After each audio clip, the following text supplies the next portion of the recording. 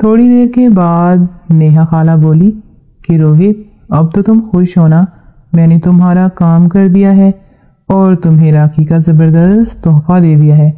तो रोहित भाई बोले कि बिल्कुल, मैं तो बहुत खुश हूँ, बस अब शोभा से गिफ्ट वसूल करना है। खाला बोली कि सच रोहित, तुम शोभा से भी ऐसा गिफ्ट लेना चाहते हो? भैया बोले कि हाँ, मैं कोशिश तो कर रहा हूँ, उम्मीद है कि वो मान जाएगी। खाला ने कहा कि फिर भी अगर मेरी ज़रूरत हुई तो लाजमी बताना, मैं तुम्हारा काम आसान बनाने के लिए कुछ ना कुछ करूँगी। रोहित भैया बोले कि हाँ ज़रूर, अब जाओ अपने कमरे में, मैं भी सो रहा हूँ, कल रात को दोबारा आना। नेहा खाला बोली कि जनाब फिक्र मत करो, जितने दिन रहूँगी तुम्हारा काम नहीं रुकने दूंगी। इन दोनों की बातें सुनकर मेरा अजीब सा हाल हो रहा था। कोई सोच भी नहीं सकता था कि ये दोनों आपस में ये काम भी करते होंगे और उनके मज़े लगे हुए थे। उसी वक्त भैया के कमरे का दरवाज़ा खुला। मैं खामोशी के साथ दीवार से चिपक कर खड़ी हो गई। नेहा खाला भैया के कमरे से निकली और जल्दी से अपने कमरे में चली गई और दोनों कमरों के दरवाजे बंद हो गए। मैं दबे कदमों चलती हुई सीढ़ियों से नीचे उतर आई। मेरी अजीब सी कैफियत हो रही थी। मुझे उन दोनों पर रश्क आ रहा था। दोनों ने मिलकर इतना एंजॉय किया था और इतना सुकून लिया था, ये मैं सोच ही सकती थी। उसी वक्त मेरे दिल में ख्वाहिश आई कि काश नेहा खाला ना आती तो भैया अपनी सारी तवज्जो मेरी जानब रखते, लेकिन अब तो उनको प्यारी सी नेहा खाला मिल गई थी, तो वो मुझे वक्त कहाँ देंगे। मैं सीढ़ियाँ उतर कर अपने कमरे में आ गई और बिस्तर पर लेट गई। अभी भी मेरे कानों में खाला की सिसकियाँ ऐसे गूंज रही थीं जैसे मंदिर में घंटियों की जलतरन बजती हो। मेरा दिल चाहने लगा कि काश मैं इसको सिर्फ सुनने की बजाय देख भी सकती तो फिर उतना मजा आता। इन्हीं सोचों में गुम मुझे नींद आ गई। सुबह जागी तो घर में मामूल से ज्यादा चहल पहल थी। जाहिरी बात है आज राखी थी। बापू, भैया, अम्मी और नेहा खाला सभी घर में मौजूद थे। खाने की मज़ेदार खुशबू नाक से टकराई तो मेरी भूख चमक उठी। मैं जल्दी से फ्रेश होकर बाहर आई तो पता चला कि सब नाश्ता कर चुके हैं और अब दोपहर का खाना बन रहा था। अम्मी को तो वैसे भी किचन संभालने का शौक था और आज तो उनको मौका मिल गया था रंग बरंग के खाने बनाने का। नेहा खाला मुझे देखकर मुस्कुरा पड़ी। मैं भी जवाब में मुस्कुराने लगी, लेकिन सच्ची बात ये थी कि रात वाली उसकी हरकत से मुझे ख्वामख्वाह से जलसी महसूस हो रही थी। ऐसे ही तो कंवारी नहीं फिर रही थी अभी तक। हालांकि शादी की उम्र निकली जा रही थी, जिस्म भी खूब बन गया था, बल्कि आज तो मुझे कुछ ज्यादा ही भरा भरा लग रहा था। फिर मैंने नोट किया कि नेहा खाला चलते हुए थोड़ा सा मुश्किल महसूस कर रही थी, जैसे टांगों में कोई मसला हो। मैंने तन्हाई में मौका देखकर पूछ ही लिया कि खाला जान, आज ऐसे क्यों चल रही हो, जैसे कोई मसला हो। तो उन्होंने मुस्कुराते हुए जवाब दिया कि नहीं, ऐसी कोई बात नहीं, रात सोने से पहले थोड़ी सी वर्जिश कर ली थी तो बस रानों में थोड़ा दर्द और खिंचाव है। मैंने दिल में सोचा कि जो वर्जिश आपने की है ना, मुझे अच्छे से मालूम है। सीधा कह दो कि रोहित भैया से टुकाई हुई है और अब ठीक से चला नहीं जा रहा। लेकिन ये बात मैं सोच तो सकती थी, लेकिन खाला से कह नहीं सकती थी। दोस्ती और बेतकल्लफी अपनी जगह, वो रिश्ते में मेरी सगी खाला थी। वैसे आज मैं खाला का कुछ ज्यादा ही जायजा ले रही थी। कातिल हसीना लगती थी। मोटी मोटी खूबसूरत आंखें, तीखी नाक, गोरा सफेद रंग और बारीक से गुलाबी होंठ। इस बार तो इनकी पोस्ट भी पहले से काफी सेहतमंद थी, जैसे इसे काफी खुराक मिलती हो। और खुराक कौन सी मिलती थी, रात मैंने देख लिया था। वाह रोहित भैया, कितने खुश नसीब हो आप, आपको घर की पली हुई मुर्गी मिल गई। मैंने रोहित भैया को नजरों में उतारते हुए सोचा तो वो भी मेरी तरफ देख रहे थे। मुझे उनसे शर्म आई तो मैंने घबरा के अपना चेहरा दूसरी तरफ कर लिया और नाश्ता करने बैठ गई, जो अम्मी ने मेरे लिए मेज पर सजा दिया था। नेहा खाला तो छत पे जाके फोन पे किसी से बात कर रही थी, लेकिन रोहित भैया फारिग बैठे थे। मुझे अकेली को नाश्ता करते देखा तो जल्दी से उठकर मेरे पास आए और मेरे गाल पे बोसा लेकर बोले कि गुड़िया, आज तो राखी है ना, मुझे बांधोगी ना अपने हाथों से। मैंने कहा जी भैया, क्यों नहीं, मैं नहीं बांधूंगी तो और कौन बांधेगा। रोहित भैया अपना मुंह मेरे कान के पास लेकर बोले, जो तोहफा मैंने तुमको दिया था ना, उसकी डोरियां मैं खुद बांधूंगा। मैंने बुरा सा मुंह बनाते हुए कहा कि भैया आपको मेरी क्या जरूरत, नेहा खाला आ गई है ना, तो उनकी कमर पे डोरियां बांधो और खोलो। वैसे भी उनकी कमर मुझसे ज्यादा लचकीली है। मेरी बात सुन के रोहित भैया के चेहरे का रंग एक लम्हे को बदल सा गया और वो बोले कि गुड़िया क्या मतलब है तुम्हारा, میں نے کہا بھیا میرا مطلب تو کچھ نہیں، بس ایسے ہی کہہ رہی تھی کہ نیہا خالہ آئی ہوئی ہے نا تو یہ سوگ ان کے ساتھ پورا کر لو۔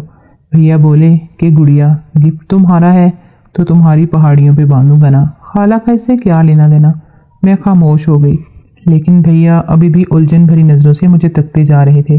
انہیں شک پڑ گیا تھا کہ میں ان کے رات والے تعلق کے بارے میں کچھ نہ کچھ جان گئی ہوں، لیکن پھر بھی وہ بے یقینی کا شکار تھے۔ بہرحال وہ سارا دن خوب موج مستی میں گزرا۔ ہم سب گھومنے کے لیے باہر بھی گئے اور رات گئے واپس آئے تو سب تھکن سے چور تھے اور سونے کے لیے اپنے اپنے کمروں میں چلے گئے۔ خالہ بھی اوپر کمرے میں چلی گئی تھیں، لیکن روہت بھیا میرے کمرے میں آئے۔ میں موبائل پہ کوئی گیم کھیلنے میں مصروف تھی۔ بھیا کمرے کا دروازہ اندر سے بند کر کے میرے بستر پہ آ کر میری گود میں سر رکھ کر لیٹ گئے، جیسے وہ چھوٹا معصوم بچہ ہو۔ وہ پہلے بھی کئی بار مجھ سے ایسے ہی لاڈ اور پیار کرتے تھے، لیکن آج میرا دل اندر سے خطرے کی گھنٹی بجا رہا تھا۔ کیا ہوا بھیا، سب ٹھیک تو ہے نا؟ میں نے پوچھا تو وہ بولے کہ ہاں یار بس تھوڑا سا تھک گیا ہوں، رات بھی نیند پوری نہیں ہوئی اور ابھی بھی سارا دن گھومتے پھرتے گزر گیا۔ میں نے بھیا کے بالوں میں پیار سے انگلیاں چلاتے ہوئے کہا کہ رات آپ کی نیند کیوں نہیں پوری ہوئی؟ تو وہ بولے بس ایسے ہی تھک گیا ہوں، جسم میں تھوڑا تھوڑا درد ہے۔ مجھے پتا تھا کہ ان کے جسم میں تھکاوٹ اور درد کیوں ہے۔ میں نے کہا کہ بھیا آپ کو دبا دوں؟ تو وہ بولے کہ گڑیا اس کی ضرورت نہیں، بس دل کر رہا ہے یہاں بھی تمہارے ساتھ سو جاؤں، اوپر چڑھنے کی بھی ہمت نہیں ہے۔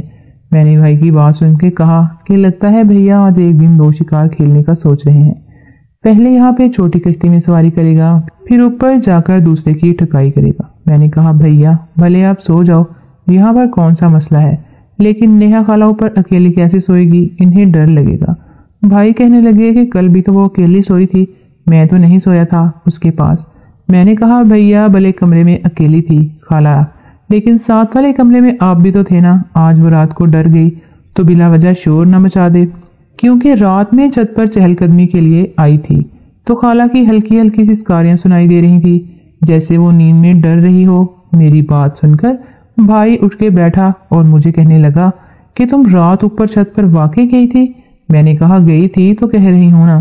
بھیا بولے کہ پھر تم نے جو نیہا خالہ کی سکاریاں سنی وہ کس طرف سے آ رہی تھیں؟ میں نے کہا بھیا مجھے تو ٹھیک سے کچھ سمجھ نہیں لگی، لیکن ظاہری بات ہے کہ ان کی آوازیں ان کے کمرے سے ہی آ رہی ہوں گی نا۔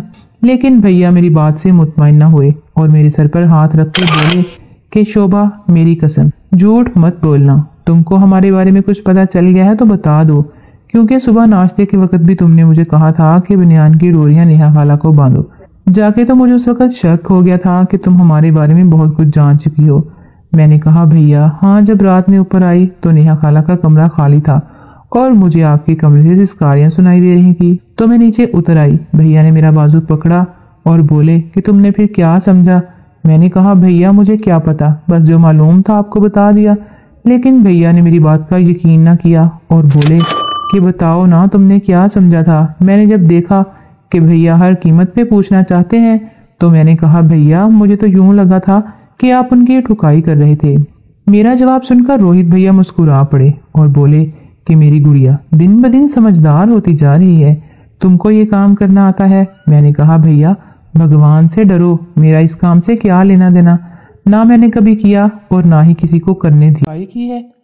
تو وہ بولے کہ ہاں شوبھا اگر تم نے آنکھوں سے دیکھنی ہے تو آج رات پھر تم کو دکھا دوں گا۔ میں نے کہا بھیا وہ کیسے؟ تو کہنے لگے میرے ساتھ آؤ میرے کمرے میں۔